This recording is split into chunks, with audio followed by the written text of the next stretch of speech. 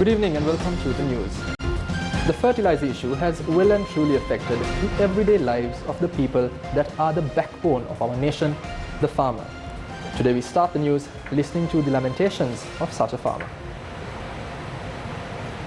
Dovitan karala doviyo dah duk winditin ambuwege daruwa ge badungu keserta tabatin kankat netu kandulaling alamin tititin umbura desa bala susumak ngadang elatin ajai iyalang aja mele sepawasanne nomile pohor kiyala ira terawatanne nomile noveis mudalatawat netiwanne boru kiyala gobiang irawatanne dahakuk windina gobian desa balan naton janapati tumaning obage ngas ngarin naton minipe gobiata suwata gena denta mudalata unat pohorat gena witdenten nila daruan hatarang araw latiwanin pohorana tilisai meduka pawasanin ambuwai daru kusaginne latawanne wahabonnata tamai apangata siduwanne mewang ahala rajayenet narinnata minipe goviyata pohorat gena denta numilenga pamudalata wat naraganta ametia pohora ewa pamsal liwalatat ganta busarna depita. Government and opposition representatives pay their final respects to deceased Minister Arumugam Thondaman. Discussions held with the Prime Minister regarding the future of the Ceylon Workers' Congress. Debate on the date of the general elections heightens further. ජනයාගේ සර්වජන ඡන්ද බලය පාවිච්චි වීම කල්දම තමා ඉන්න ඒකට අපි විරුද්ධ බව අපි මැතිවරණ කොමිසමට ඉතා තදින්ම කිව යුතුයි. DMC warns general public to gear up to face delusions amid COVID-19.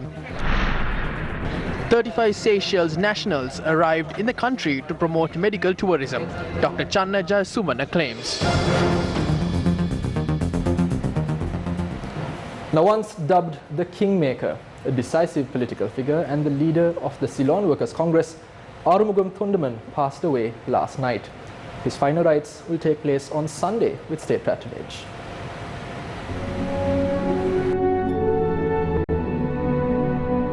The remains of the late Arumugam Thondaman were brought to his residence in Sri Javadanapura Kotte from a private funeral parlour this morning. His remains currently lie at his residence for the general public to pay their last respects. A large number of people, including politicians representing government and the opposition, arrived at his residence today to pay their last respects.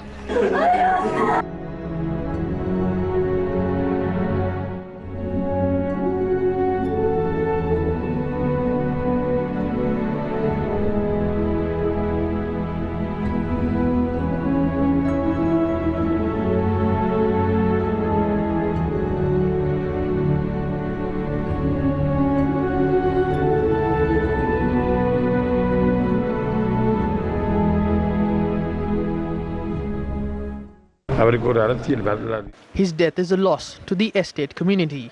We express our deepest condolences on his demise. Although we may have shared political differences, we were able to work in a friendly manner in Parliament to fulfill the duties entrusted upon us by the Constitution. We express our deepest condolences to his wife and children upon his sudden demise. No one should forget the manner in which he safeguarded our Tamils in the estate region amidst the separatist war in the country. We are thankful for that. We lost a friend who thought about the country instead of displaying traits of a racist. He made a large contribution towards the Workers' Congress which he had led. There were conflicts between us at times, but those were political clashes. We maintained a close relationship between us. ඉතාමත් කිට්ටු සම්බන්ධයක් තිබ්බා. Lanka කංකර කොංග්‍රසයට We express our condolences on his demise as he was a valuable, young and friendly leader of the Ceylon Workers' Congress. තාම මිත්‍රශීලී නායකයෙකු දෙමළ ජනතාවට It is not only the Tamil community which has lost a loving leader. We have lost a good-hearted companion who loves the country. More than anything else, I have lost a great friend. තාම කනගාටුවෙන් ප්‍රකාශ කරනවා. Arumugam Thondaman, who served as the leader of the Ceylon Workers' Congress, was admitted to the Thalangama hospital due to a sudden illness. Prime Minister Mahinda Rajapaksa arrived at the hospital immediately after being informed of Thondaman's demise.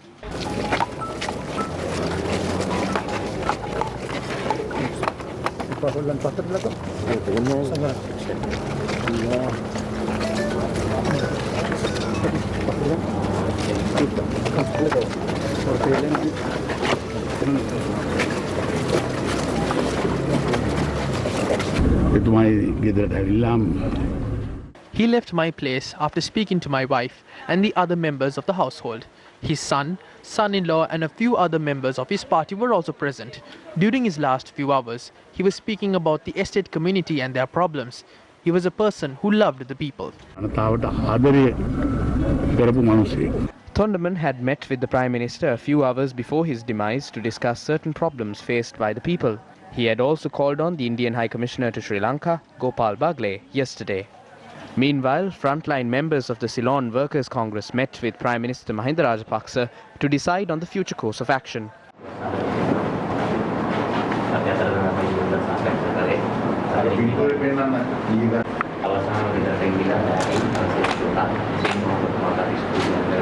Several estate workers did not report to work today following the demise of Arumugam Thondaman. This was the situation in those areas earlier today.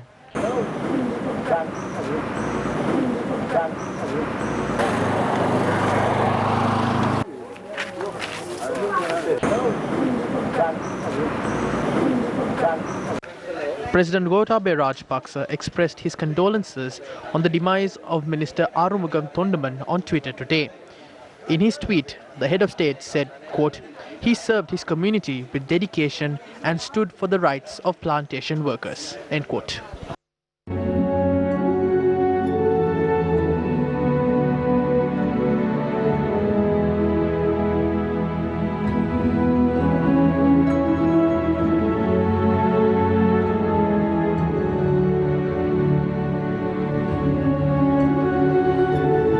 Arumugam Thondaman, who was of Indian ancestry, was a political figure who played a vital role in advocating for the citizenship rights of the Tamils, while also drawing attention towards their problems.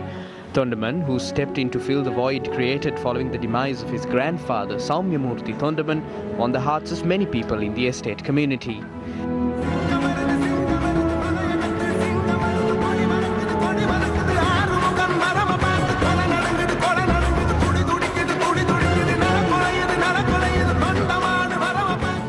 He became a decisive political figure in Sri Lanka and supported the Sri Lankan government in ending a nearly 3-decade-long conflict by placing his life at risk. Arumugam Thondaman, who was born on the 29th of May 1964, entered Parliament for the first time in 1994 from the Nuwara district. During his political career, he had served as a minister under various governments, while carving out a name for himself in the political sphere. Thondaman, who was 55 years old at the time of his demise, was a father of 3. As a significant political figure who had constantly been advocating to resolve the problems of the people, Thondaman spent the last days of his life fighting to resolve the issues faced by estate workers over their salaries.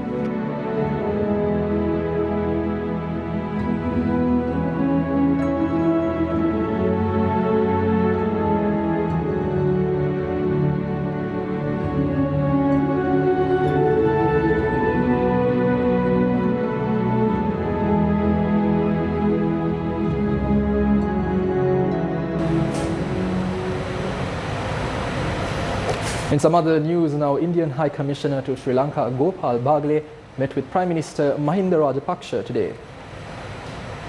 The High Commissioner paid his first call on Prime Minister Mahinda Rajapaksa at Temple Trees in Colombo this morning. The meeting coincided with the 50th anniversary of the election of Mahinda Rajapaksa to the Sri Lankan Parliament. The High Commissioner reiterated the commitment of India to stand shoulder to shoulder with Sri Lanka in addressing the challenges posed by COVID-19 and in post-COVID economic recovery. Food security, health security, IT cooperation, tourism exchange, development cooperation partnership, greater investment flows were identified as priority areas during the meeting. Prime Minister Mahinda Rajapaksa reiterated his belief that the bilateral relationship would become stronger with the addition of new areas of cooperation. Now heading into your political news, the General Secretary of the United National Party, Akila Viraj Karyawasam, has called for explanations from party members who had obtained membership of other parties. The UNP General Secretary pointed out that a member can obtain nominations from another party only after obtaining prior approval of the working committee. Accordingly, Akila Viraj Karyawasam pointed out that the party leadership has been compelled to take action against such members in the best interests of the party. We simply went ahead with the decisions taken by the working committee based on the stipulations of the party's constitution.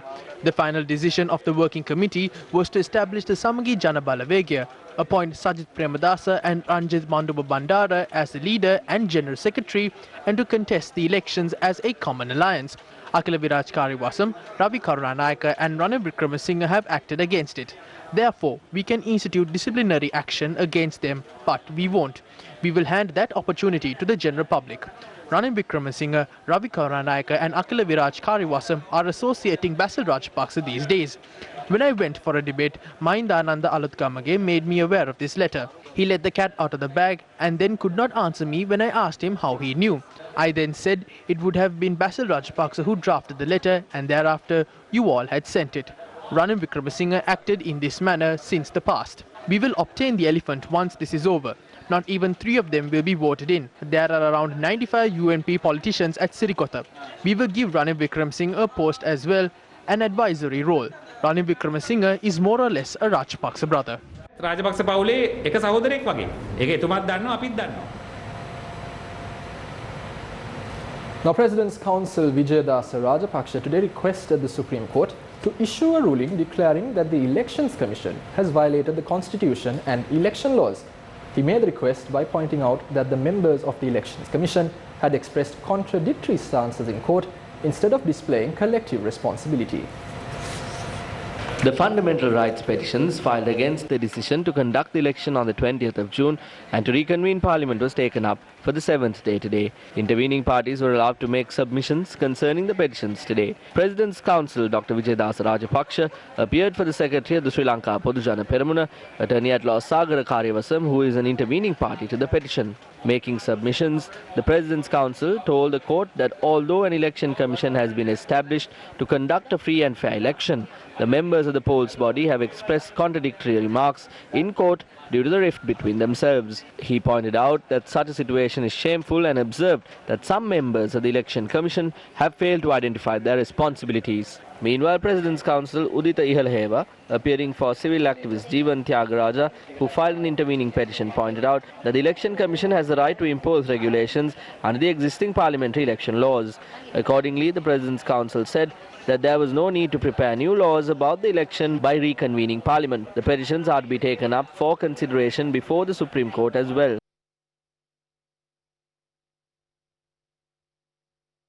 Meanwhile, Additional Legal Secretary to the President and Coordinating Officer to the Attorney General Nishara Jayaratne has stated that as per reports submitted to the Supreme Court, the spread of COVID-19 in the country has been contained and there are no issues in conducting a general election.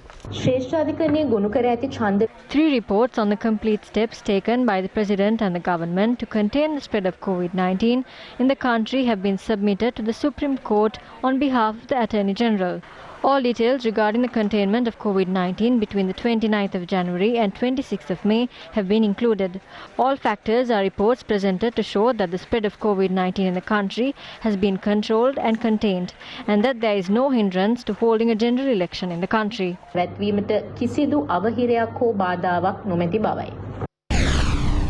President of the Government Medical Officers Association warned that the global situation of the COVID-19 outbreak should not be ignored. We have witnessed how the number of corona patients in the country have increased due to import cases. Therefore, we are currently in the process of formulating a plan that will target 5 key groups of individuals to prevent the spread of the virus. These groups are those who return to Sri Lanka from overseas, those who come into contact with such individuals such as those on board the aircraft, groups such as the police and the military, those employed in the health sector, and those who may come into close contact with individuals who complete the quarantine process. We cannot escape this situation until a vaccine is found. Even though the spread of this virus is under control in Sri Lanka, this is not the case globally.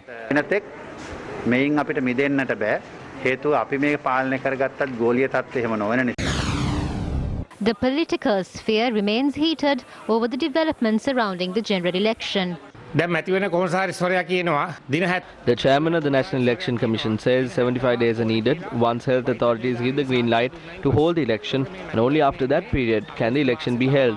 The president will have to reconvene parliament before the 2nd of June. Reconvene parliament even for a day, dissolve it, and then issue a notification on a fresh date for the election.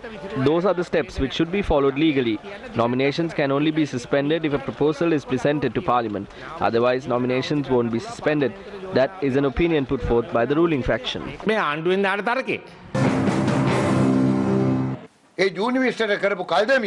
The Supreme Court approved the postponement of the elections to the 20th of June, claiming it cannot impede on the decisions of the NEC. This indication is more than sufficient for the NEC to carry its activities forward instead of idling. The Director General of Health Services says the election can be held. We vehemently oppose the act of the NEC, postponing the election and delaying the rights of the general public to exercise their franchise. We saw that the country recorded its highest single-day toll of infections yesterday. If an election is held against this backdrop, I think that even a child would understand as to whether this situation would worsen or not. Reconvening parliament is the best thing that can be done to avoid a constitutional crisis and to exercise the duties of the legislature.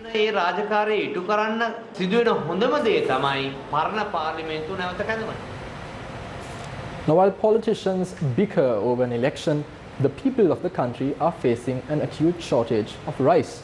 Newsfirst have raised this issue on countless occasions in recent weeks, and today the issue heated up the Hingurakkuda Pradeshiya Sabha.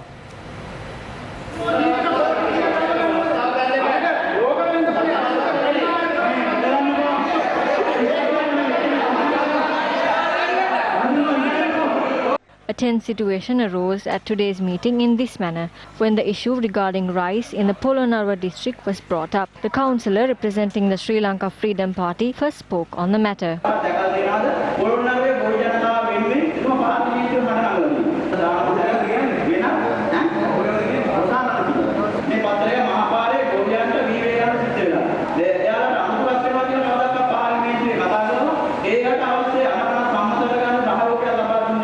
Members of the Sri Lanka Podujana Peramuna then spoke about the efforts of some MPs to disrupt the supply of rice. He has no practical experience. The profit made has become minimal now. He does not know that we had leaders who trampled mud with their feet. The leaders at present never work to reduce the price of paddy. The scent we get from leaders now is akin to that of old metal and oil. The chairman of the Hingurakkuda Pradeshiya Sabha then stated that efforts of the businessmen in Polonnaruwa had been commenced by the government.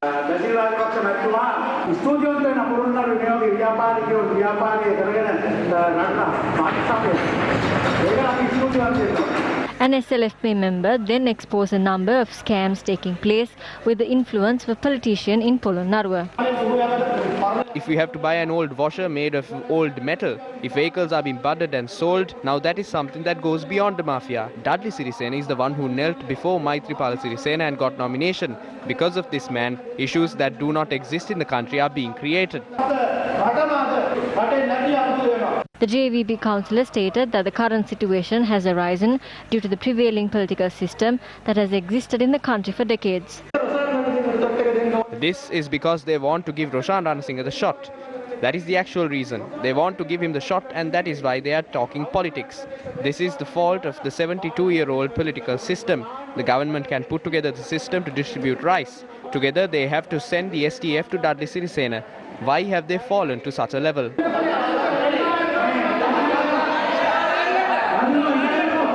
Councillor A.G.M. Chandrasiri of the Sri Lanka Podujana Peramuna opposed the motion presented to the House. All paddy farmers in the country will say the members of the Hingurakoda Pradesh Sabha are eating dirt out of the hands of rice mill owners. I oppose all these conspiracies.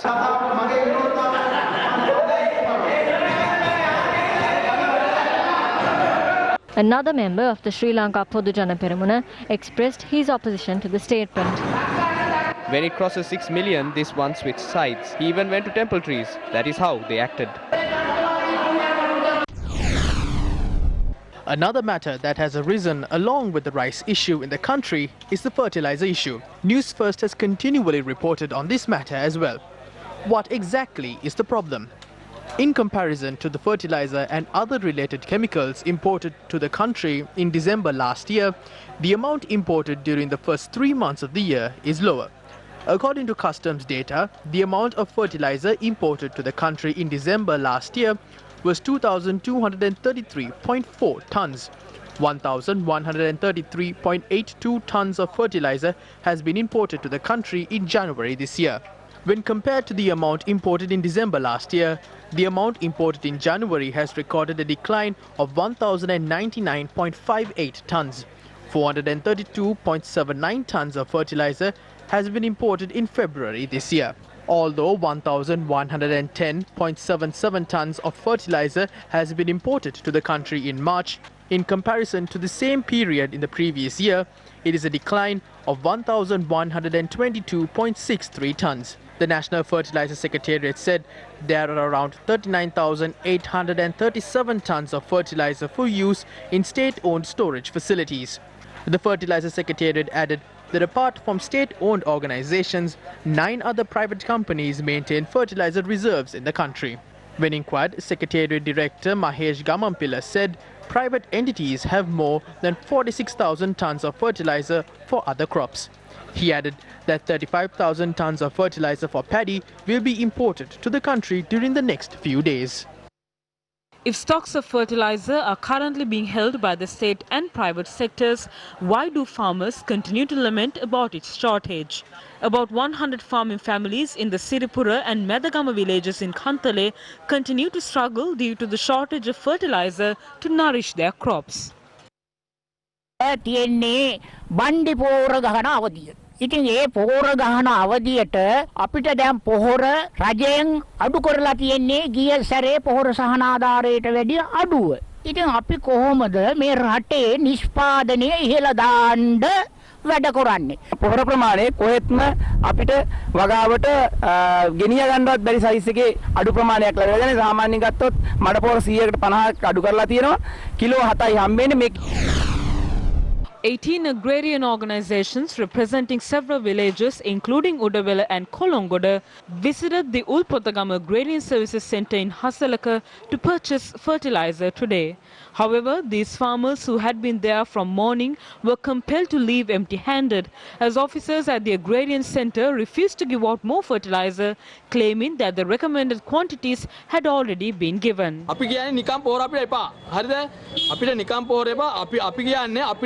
සල්ලිවල කඩවලින් පොහොර ගන්නද පොහොරේ වන්දර මේ ඕම් නතරම මේ බොරුන මේ ගොවියෝ ටික අසරණ කරලා ගොවියෝනේ මේ මුලා කරන මේ කට්ටිය. ඉතින් ආහාර හිගයක් කියනවා කියලා කියනවනේ ලංකාවේ විතරයි ලෝකෙම. ඉතින් ඒ වාගේ ආහාර හිගයක් වෙන වෙලාවක මේ වාගේ මේ ගොවියා අසරණ කරපුවාම ආහාර හිගය ලංකාවට වැඩියෙන් බලපාන්නේ නැද්ද? On your weather news, the Meteorological Department has predicted that heavy showers may occur in the southwestern region of the country until the 30th of this month. The department said that this period could mark the beginning of the southwest monsoon. The Disaster Management Centre had convened a joint media briefing to apprise the general public regarding the effects of the inclement weather that could be experienced amidst the pandemic. Kagal, Ratnapura, Kalutara, Gallamat. Areas in the districts of Gaul, Ratnapura, Kalutara and Matara may receive more than 150 millimeters of rainfall. However, certain areas may even receive more than 200 millimeters of rainfall. Rains may cease during the coming days. However, we expect rainfall to increase in the southwestern region by the end of this month. Although the Kalaniya, Kalu, Gin, Nilwala and Attaragalu rivers have not reached flood levels, water levels had risen considerably more than the usual height. Against a backdrop where the areas in the river basin are experiencing wet conditions, the amount of water that flows into the river increases. Residents surrounding the river basin should pay attention towards the rivers. The National Building Research Organization has identified approximately 10,000 people who are living in high-risk zones. These people must remain cautious at all times.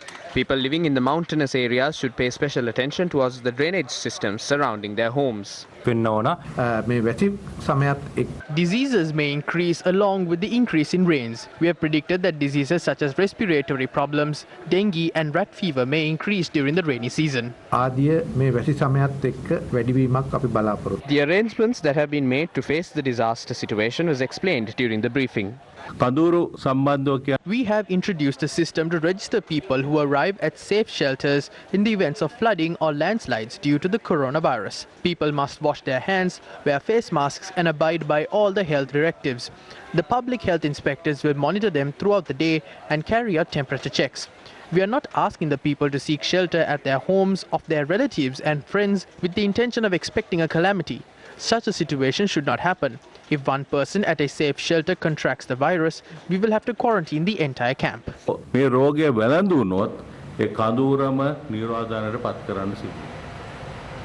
Sri Lankans stranded in foreign nations are facing numerous difficulties owing to the COVID-19 pandemic. These are the views expressed in this regard. How did the foreign expatriates during the election transform into bombers during COVID-19?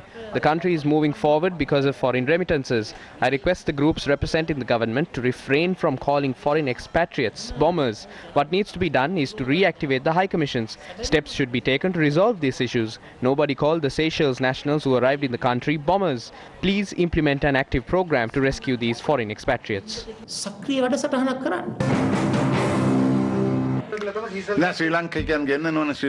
Sri Lankans are brought back to the country. There are certain issues when repatriating them. But even with all those issues, we have managed to bring them back to the country. For example, around 90 people who arrived from the island from Kuwait tested positive. When we bring down around 280, 20 of them tested positive. We then had to send everyone else who traveled with them, including pilots, for quarantine. What happens if there are around 10 batches like that? So this has to be done systematically.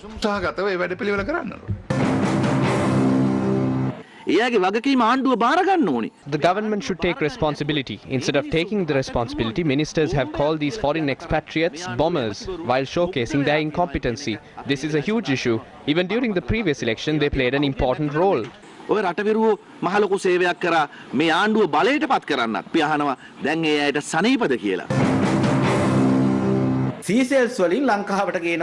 They brought in a group of Seychelles nationals for medication, but the leaders of the country spoke highly of the foreign expatriates. The foreign expatriates have mentioned that they want to return to their country, but the government does not have a program to bring these people back. They have asked them to stay there. Bringing these Seychelles nationals to the country is important because their accounts are in Seychelles. Meanwhile, the expatriates are stranded in those foreign nations. I think an explanation needs to be given about the Seychelles nationals who arrived in the country. We call it medical tourism. This group has been allowed to arrive in the country for medication. This is not being done free of charge. They have paid for their expenses. Awareness should be created in this regard. India had such a market, and this is the perfect opportunity for us to capture that market. So I think we should take advantage of the chance we have received. This has been misinterpreted.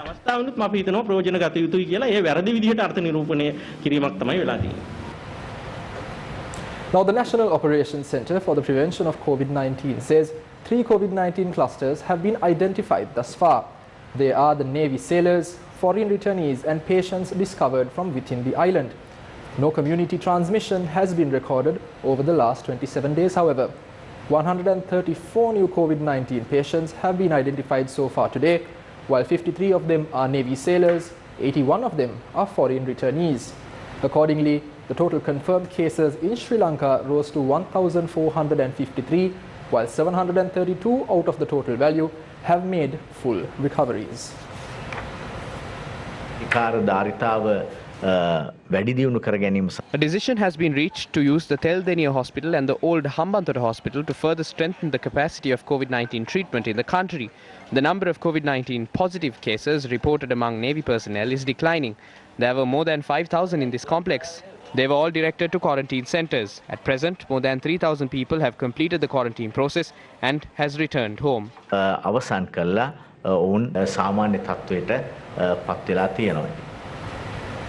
Now, as daily death rates climb to the highest in the world due to COVID-19, new study warns that total toll could surge five-fold by early August. According to data from Johns Hopkins University, nearly 5.6 million cases of coronavirus have been confirmed around the world. More than 350,000 people have died, while nearly 2.3 million people have recovered. India's top biomedical research body, backed by the use of the anti-malarial hydroxychloroquine as a preventive against COVID-19, after the WHO suspended clinical trials of the drug over safety concerns. The body said all healthcare workers in hospitals and some frontline personnel could now take the drug for up to several weeks under strict medical supervision. The French government has said doctors are no longer allowed to use hydroxychloroquine to treat COVID-19 patients after two advisory bodies said it could pose serious health risks. The World Health Organization has warned that Latin America has become the epicenter of the crisis and Brazil is the worst hit in the region by far. Health experts in Brazil have warned that the real number of confirmed infections may be far higher than the official records due to the lack of testing. In the United States, at least 1,680,913 people have been infected with the virus nationally and close to 100,000 people have died. The totals include cases from all 50 states, the District of Columbia and other U.S. territories, as well as repatriated cases. In the U.S., the Food and Drug Administration allowed emergency use of hydroxychloroquine in hospital settings, but warned against using to treat COVID-19 in other settings apart from clinical trials because of the risks of heart problems. A number of UN agencies have called for urgent action to designate sea and air crews as key workers. In a joint statement, the UN's Maritime, Labour and Aviation Agency said that worldwide travel restrictions had left crews stranded around the world. It said a key worker designation would allow crews on board to more easily change over and return home. Thousands of face masks have washed up on a beach near Sydney. They are from a big cargo vessel on its way from China to Melbourne. Bad weather forced the APL England to change course and head to Brisbane instead. But the ship still took a battering from the storm and some of the 40 containers toppled into the sea. 275 Sri Lankans were repatriated from Qatar in a special repatriation Sri Lankan Airlines flight UL 218 that departed from Hamad International Airport earlier today. The Embassy of Sri Lanka in Doha, Qatar, said the group consisted of 17 released inmates, 5 safe house detainees, 17 pregnant women with family members, 19 visit and other short-term visa holders and 206 migrant workers who have lost their jobs. All repatriated Sri Lankans are undergoing mandatory quarantine at designated government quarantine centres or at hotels allocated for this purpose. We now shift your focus towards two villages that have fallen victim to the ongoing human-elephant conflict in the country. Locals of the Suryapura, Navaye Kanua and Samanala Palama villages in Kantale have been struggling for years due to the ongoing human-elephant conflict. These elephants from the Chunnakkadu Somavati forest reserves that encroach their villages gather at the locality where the Kantale Pradeshi Sabha disposes waste. The only solution to this crisis was an electric fence. Despite the army's efforts to build an electric fence here, Newsfirst pointed out this matter on the 21st of May this year. After that story ad, the very next day they disconnected the battery and took it away. Is that what should have been done? Everyone seems to be passing the buck. We are the ones who are battered by it.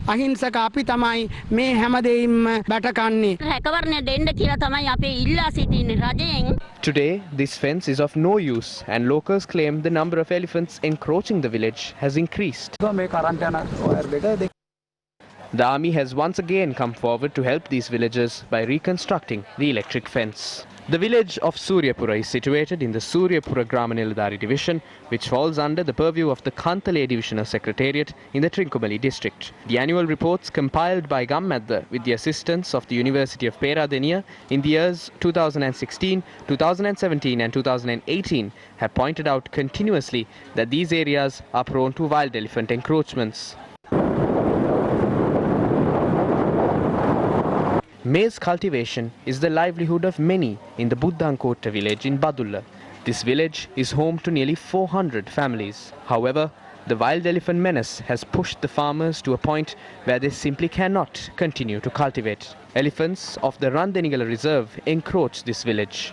पूर्ण विनाश करा පැට උන්ට කාලිප් 15ක් විතර තම දිගේ දිගේ එන්නේ ඒ තෙලෙව්වට උන් අපි පස්සෙන් එලවන්න හදනවා ගහවඩු ඉඳලා වෙඩි නෙමෙයි මොනා ගැහුවත් එලවන්න බෑ ගහෙන් බිමට බැහැලම එන්න ඕනේ අපි සමහර වෙලාවට කෑ ගහනවා අලියා ගාවට බෑනවා එතකොට මිනිහා පස්සේ ගිලවනවා අලිය එලවන්න ගිහිල්ලා 99න් බේරුනේ මගේ පස්සේ පන්නන් ආවා මීටර් 10ක් විතර. Villagers claim the elephants who feed on the garbage dumped by the Kandekatiya Pradeshya Sabha for over 3 years in an area situated in close proximity to the village then encroach the village. The villagers of Baduluoya, Kiravalkatiya, Kandapottava and Giripudagama are several more villages plagued by wild elephant encroachments.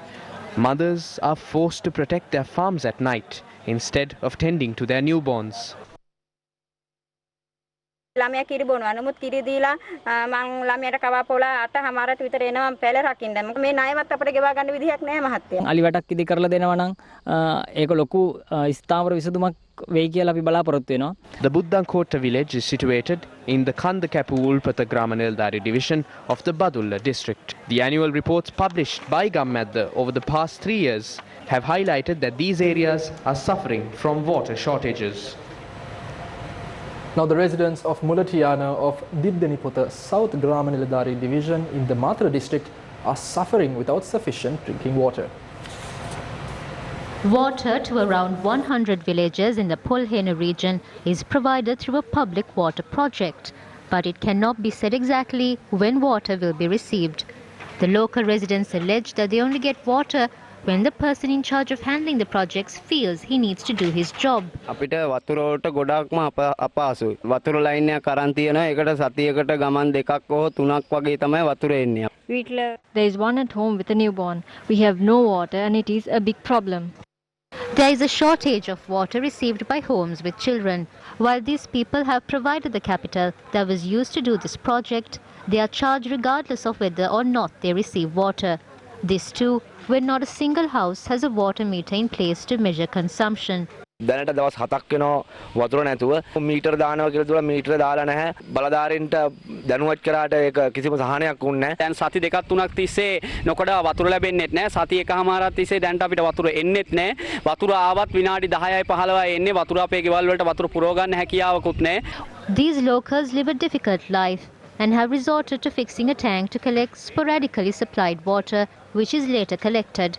The people questioned by the authorities does not take steps to fix this issue, which has plagued them for a decade. Mulatiyana is located in the Diddenipotha South Grama division in the Matra district. The water issue they face has been documented in past Gammadda reports, but is yet to be attended to by the authorities. Well, that's a wrap of your news for tonight. I've been Deshan Gonavala for the Newsfirst team. Thank you for joining us. We leave you tonight with visuals of differently abled students from the medical faculty of the Kalaniya University presenting their rendition of the Nagitimu Sri Lanka song. God bless.